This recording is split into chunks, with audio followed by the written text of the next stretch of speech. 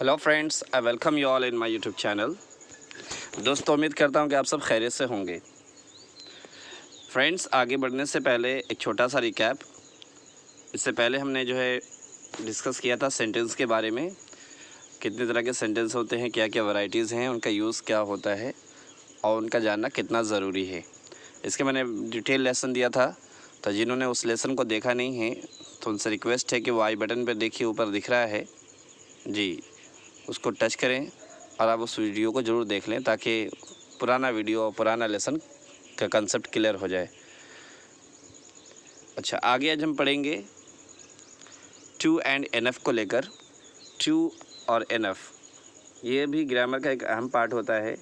English speaking में इसका इस्तेमाल ज़्यादा करते हैं, लेकिन सही मीनिंग, सही इस्तेमाल सीखना यह इम्पॉर्टेंट होता है। देखिए, TOO के माना होता है जो हम जानते हैं भी, और जो रियल मीनिंग हम लोग यहाँ पे लेंगे वो टू के माना होगा excess, more than what is needed, यानी कि बहुत ज़्यादा, ज़रूरत से भी ज़्यादा। ठीक है। और एनफ के माना होता है काफ़ी होना, सफिशिएंट। ठीक है, काफ़ी होना मतलब इसका भी वही मतलब हुआ कि ज़रूरत से ज़्यादा है, मतलब इतना है कि काम हो जाएगा। तो दोनों का इस्तेमाल कहाँ करना है और कैसे करना है, इसको हम सीखेंगे आज। ठीक है, चलिए आज देखते हैं। टू का इस्तेमाल सीखते हैं। TOO, two is used in the negative sense. ये TOO का जब हम इस्तेमाल करेंगे तो ये जनरली नेगेटिव सेंस में इस्तेमाल करते हैं, और इसके साथ एक और टू का लगाकर बनाते हैं, TOO। फिर उसके बाद एक two plus verb first form आता है, उसको सीखते हैं। तो जब ऐसा सेंटेंस हो, जैसे कि एग्जाम्पल में लिखा है, he is too weak to lift this box, वह इतना, ही इज़ टू, अब देख लें टू के साथ ये वीक है, ये इसके माना होगा इतना कमज़ोर है। जैसा मैं कुछ सेंटेंस बोलते ना, मैं इतना बीमार हूँ कि चल नहीं सकता, सो इतना बीमार हूँ, तो यहाँ पर टू वीक और टू इल, ठीक है, टू वॉक, चल नहीं सकता। आ रही बात समझ में? टू का मतलब होता पहले वाले टू का इतना बीमार है, और दूसरे वाले टू का कैन नॉट का इस्तेमाल कर, नेगेटिव सेंस में आएगा कि नहीं कर सकता, जो काम है वो नहीं कर सकता। ठीक है, तो यहाँ पर देखेंगे is too weak to lift this box, वो इतना कमज़ोर है कि बॉक्स उठा नहीं सकता। आ रही बात समझ में? तो टू का जो इस्तेमाल है वो नेगेटिव सेंस में है। पहला वाला इतना कमज़ोर है, और दूसरा वाला कि उठा नहीं सकता। समझ में आ गई बात? उसी तरह दूसरा सेंटेंस भी देख लें, he is too ill to need a doctor, वो इतना बीमार है कि उसको डॉक्टर की अब ज़रूरत नहीं है, मतलब अब ये आखिरी स्टेज है, अब उसे डॉक्टर का इस्तेमाल करने का कोई फ़ायदा नहीं है। समझ में आ गई बात? सो टू के माने इतना, और दूसरे टू के माने कैन नॉट के मीनिंग में आएगा, नेगेटिव सेंस में आएगा कि इतना कमज़ोर है कि वो चल नहीं सकता। आ रही बात? ऐसे बहुत सारे सेंटेंस हम बनाते हैं रेगुलर लाइफ में भी।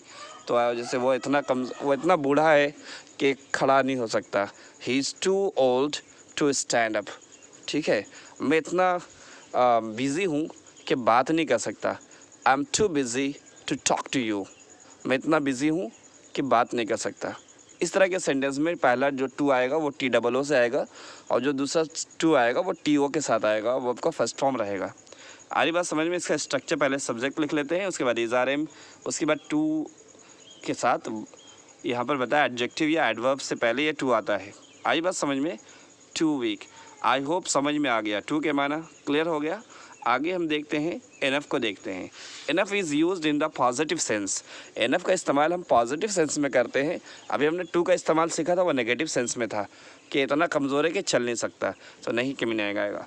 यहाँ पे एनफ के माने इतना कि वो कर सकता है। जैसे for example, he is strong enough to lift this box, वो इतना मजबूत है कि ये बॉक्स उठा सकता है।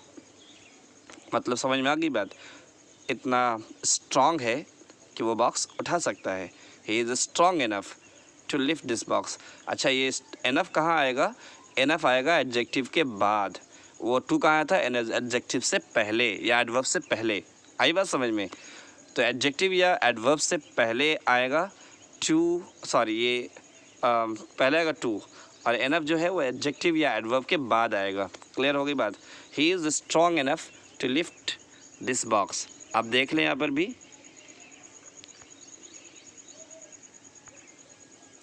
यहाँ पर स्ट्रॉन्ग है ये एनफ स्ट्रॉन्ग के बाद आया, समझ में आ रही बात।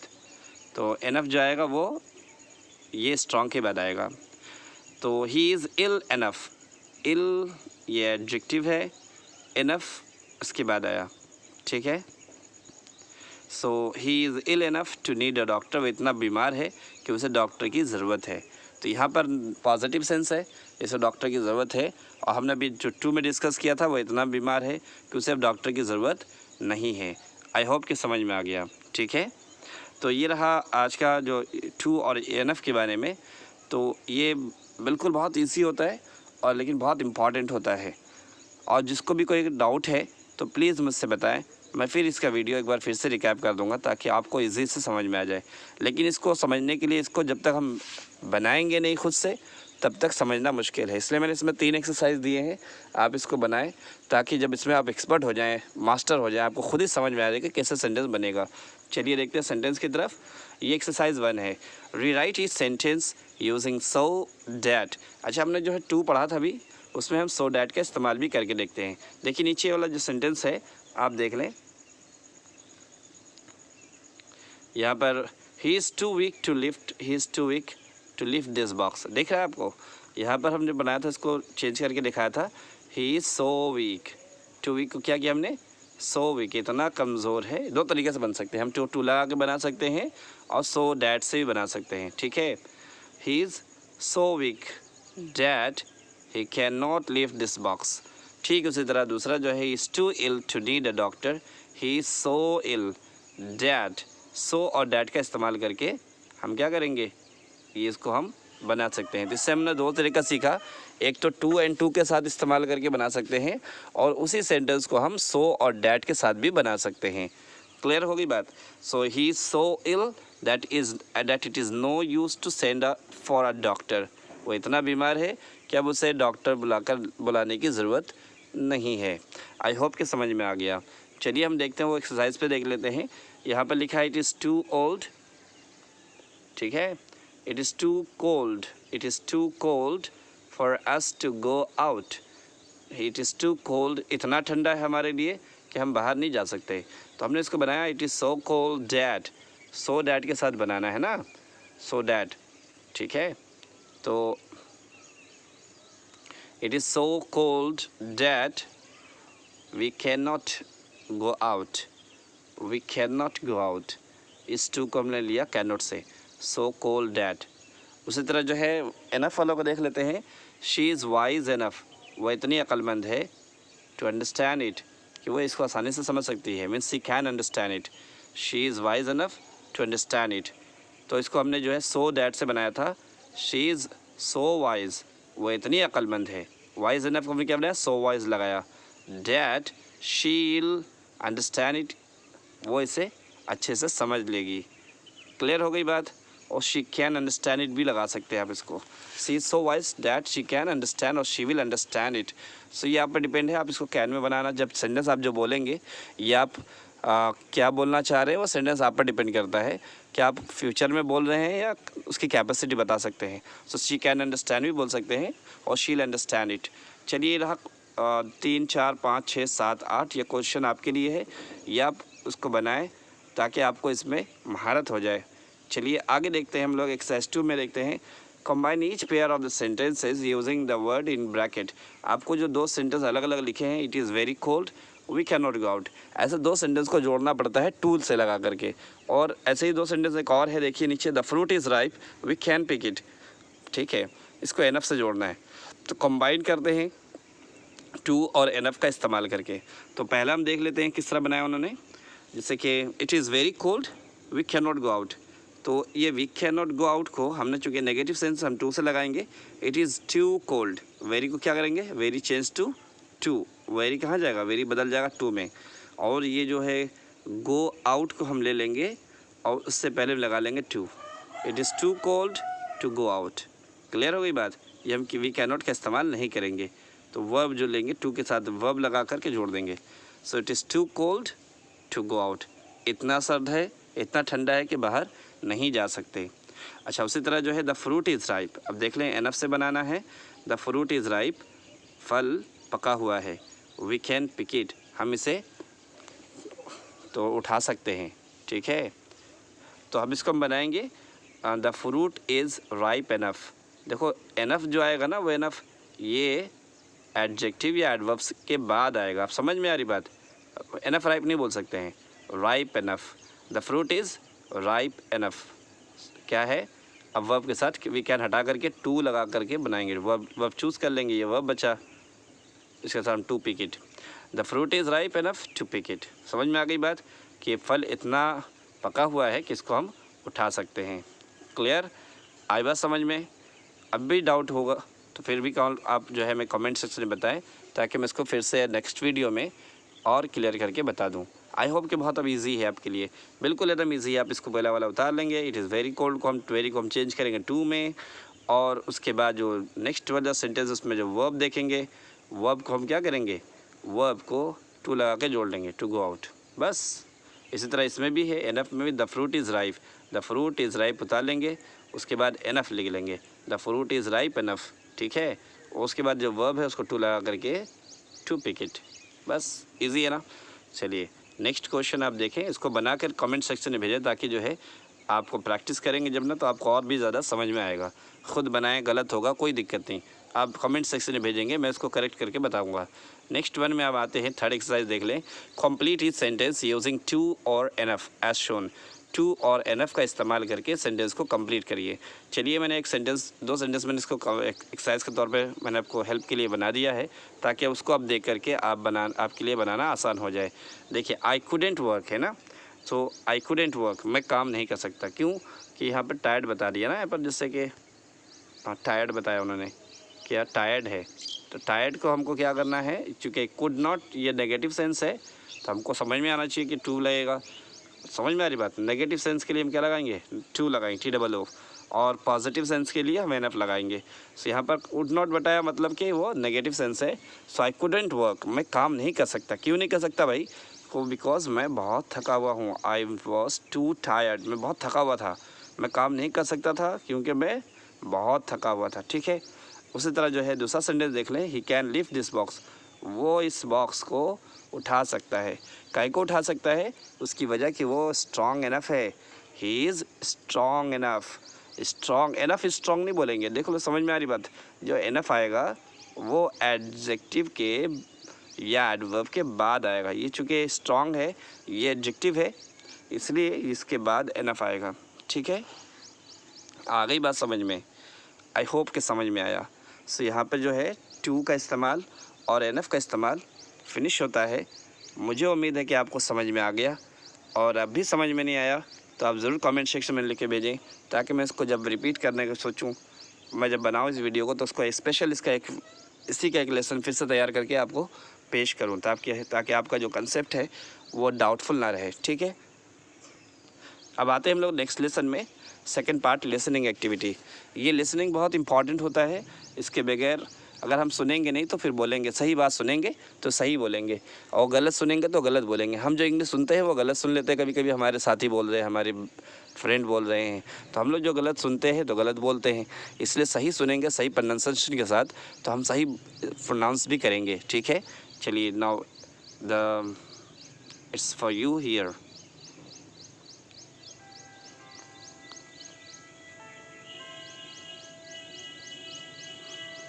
Shakira was born in Colombia in a big happy family, but when she was just 2 years old, her family was devastated when her half-brother was killed in a motorcycle accident.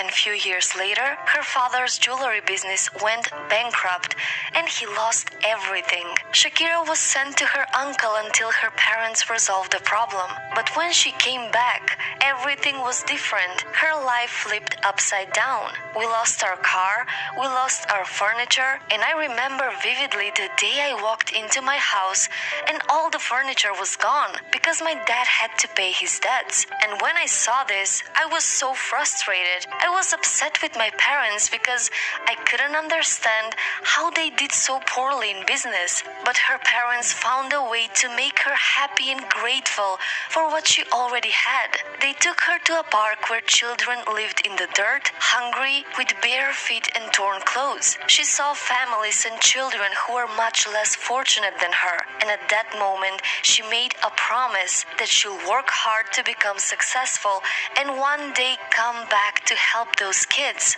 So when she was just 8 years old, she started writing songs and composing music. She loved dancing and singing and soon got the nickname the belly dancer girl. But her dream to become a singer was crushed when she was rejected from the school choir because her voice was too strong. She was even told that she can't sing and that she sounded like a goat.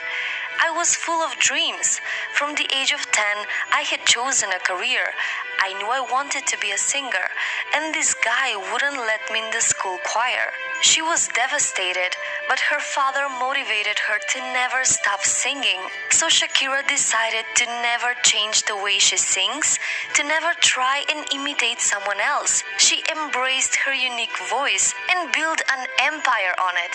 But that empire was not built overnight. Her road to success was filled with failures. So after Shakira became an artist and tried to make it in the music industry, unfortunately her first 2 albums were a big failure. But she didn't care. She knew what she wanted to do and nothing was unreachable for her.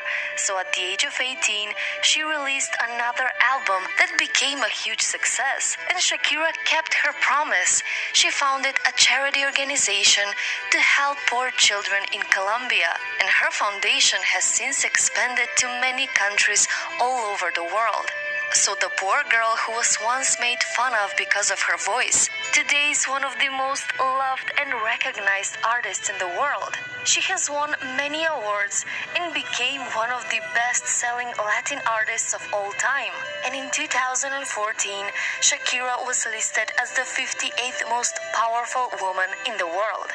Shakira's success story is so inspiring and motivational because she didn't allow herself to give up on her dream and become a victim of every bad thing that happened to her. I hope you understood the story of Shakira and enjoyed it also, and you learned a lesson from her life story. And we also try our best to continue to stick to our target, inshallah. We hope that we'll reach there. What is our destiny, what's our aim and target. We reach our target, inshallah. Now आज हम पढ़ेंगे अभी introductory it, ये third part है और इसमें हम translation सीखेंगे. अभी इससे पिछली वाली वीडियो में हमने जो है इंट्रोडक्टरी देयर के बारे में सीखा था, ड्रेयर का इस्तेमाल कहाँ करते हैं, और इसी तरह ईट के बारे में भी यहाँ पर हम सीखेंगे आज. ईट का इस्तेमाल जो है बोलने में नहीं आता, मतलब मीनिंग अगर से ट्रांसलेट करेंगे तो इसकी मीनिंग नहीं निकलेगी, लेकिन इसका बहुत इंपॉर्टेंट रोल होता है. ऐसा सेंटेंस जिसमें हम वक्त बता रहे हों, टाइम दिन बता रहे हों, महीना बता रहे हों या मौसम बता रहे हों, ऐसे सारे सेंटेंस हम इट से शुरू करते हैं, ठीक है. जबकि इट का कोई मतलब नहीं होता, यहाँ पर इट की मीनिंग नहीं निकालते, लेकिन सेंटेंस इसके बगैर नहीं बनेंगे. जैसे फॉर एग्ज़ाम्पल आज रविवार है, सो it is Sunday today. It is Sunday today. इस वक्त 10 बजे हैं. It is 10 o'clock now. मार्च का महीना था. It was the month of March. इस दिन बारिश थी. उस दिन बारिश थी होगा. It was raining that day. It was raining that day. उस दिन बारिश थी, ठीक है. अब सुबह हो गई है. It is morning now. अब सुबह हो गई है, ठीक है. देखिए यहाँ पर हम टाइम बता रहे हैं ना, तो टाइम और वक्त महीना बताने के लिए, सीज़न बताने के लिए इट का इस्तेमाल कर रहे हैं. अभी 10 नहीं बजे हैं. It is not 10 o'clock now. आज रविवार नहीं है. It is not Sunday today. क्या आज रविवार है? Is it Sunday today? क्या कल रविवार था? Was it Sunday yesterday? क्या कल रविवार होगा? Will it be will it be Sunday होना चाहिए यहाँ पर बाई मिस्टेक. क्या कल रविवार होगा? will it be a Sunday tomorrow, ठीक है. will it be Sunday tomorrow. यहाँ पर मिस्टेक है, इसका ख्याल रहे. आप यहाँ जो है, यहाँ मिस्टेक है, देख लें. यहाँ पर यहाँ पर हॉट डे नहीं होगा बल्कि यहाँ पर संडे ही होगा, ठीक है, इसको याद कर लें। यहाँ पर मिस्टेक है, will it be Sunday tomorrow, क्या कल रविवार होगा। क्लियर है, आगे देखते हैं। आई होप कि समझ में आ गया। इसको बनाने का जो तरीका, पहले हम इट लगाएंगे, उसके बाद इज़ आर एम लगा देंगे, उसके बाद जो टाइम हम जो बता रहे हैं संडे मंडे ट्यूसडे वो लगाएंगे, और उसके बाद जो है ऑब्जेक्ट लगाएंगे, यानी कि बचेगा जो उसको लगाएंगे। आई होप समझ में आ गया, ठीक है, क्लियर है। आगे देखते हैं। एक्सरसाइज यहाँ पर है। अभी ये एक्सरसाइज आप करेंगे तो आपको और भी इसमें मजबूती आएगी, आप समझ भी जाएंगे कि कैसे किया जाता है काम। आज बहुत गर्म है, ठीक है, तो आप इसको बना लें। कल मंगल था, ये मार्च का महीना था, ये महीने का पहला हफ्ता है। कल बहुत गर्मी होगी, अंधेरी रात थी, गर्मी नहीं थी, सर्दी का मौसम नहीं था। क्या यह गर्मी का मौसम है? क्या कल बारिश हुई थी? क्या यह अप्रैल का महीना है? क्या रात का वक्त था? क्या इस वक्त बारिश 12 बजे हैं? क्या अंधेरी है? तो क्या अंधेरी है मतलब क्या अभी अंधेरी है, मतलब ये होगा इज़ इट डार्क, क्या अंधेरा है, ठीक है। सो आप इसको बनाएं, कमेंट सेक्शन में भेजें ताकि मैं इसको करेक्ट करके बताऊं। नेक्स्ट में आते हैं वोकैबुलरी एंड वर्ड स्टॉक पे। इसकी बहुत इंपॉर्टेंट होती है इंग्लिश बोलने के लिए। अगर इंग्लिश बोलना चाहते हैं तो मीनिंग को मजबूत करें, जिसकी मीनिंग अच्छी उसकी इंग्लिश अच्छी। तो मीनिंग इसमें 10 मीनिंग है, ये बहुत इंपॉर्टेंट मीनिंग है आज के लिए। देखिए, लूज़ द वे, रास्ता बोलना, ऑन वे, वन वे और अनदर, किसी ना किसी तरीके से। आस्क फॉर ट्रबल, मुसीबत को दावत देना। लुक फॉर ट्रबल, मुसीबत को दावत देना। दोनों के मीनिंग सेम है। आस्क फॉर ट्रबल और look for trouble. Jump out of one's skin, खुशी में उछलना। रिंग वंस हैंड, अफसोस की वजह से हाथ मलना। Like a fish out of water, बेचैन। A matter of life and death, जीने मरने का सवाल। Stand on one's own feet, खुद के पैरों पर खड़ा होना। पुट अप अ फाइट, कोशिश करना, मुजाहिदा करना।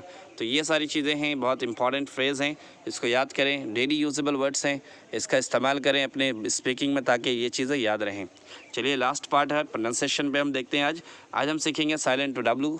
डब्लू कहाँ साइलेंट होता है, इससे पहले हमने पिछली वाली वीडियो में बहुत कुछ सीखा था, जहाँ पर हमने पढ़ा था उसमें कि जहाँ पर आर होता है और आर से पहले डब्लू आता है तो डब्लू वहाँ पर साइलेंट होता है। आज दूसरी कुछ जगह है, यहाँ पर कुछ और जगह है जहाँ पर डब्लू साइलेंट होता है, उसको सीखेंगे, ठीक है।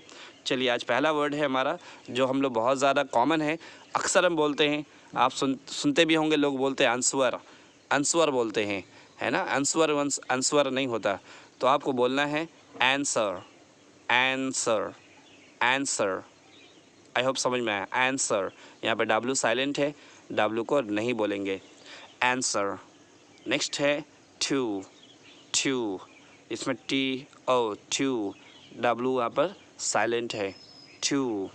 नेक्स्ट पढ़ेंगे whosoever, whosoever, यहाँ पर डब्लू नहीं है और ह की आवाज़ आ रही, एच की आवाज़ आ रही, डब्लू साइलेंट है, whosoever, whosoever, ठीक है, यानी जो कोई भी हो, whosoever।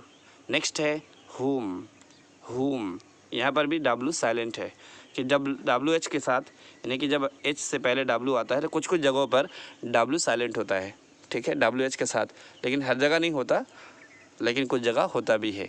तो डब्लू के साथ एच आ गया तो डब्लू साइलेंट हो जाता है। क्लियर है जी, डब्लू के साथ एच आएगा तो डब्लू साइलेंट होगा, ठीक है। आगे चलते हैं हम लोग। Whole, whole, whole. नेक्स्ट है whose, whose, ठीक है, whose। नेक्स्ट आया, ओके, दैट्स आई थिंक आपको समझ में आ गया यहाँ पर। If you have any doubt you can make comment also. अब थैंक्स फॉर वॉचिंग। पसंद आए तो ज़रूर सब्सक्राइब करें, अपने साथियों को शेयर करें, लाइक करें और मुझे मोटिवेट करें ताकि इससे इस वीडियो बनाकर आपको सामने पेश करता रहूँ। Thank you very much, see you again next time.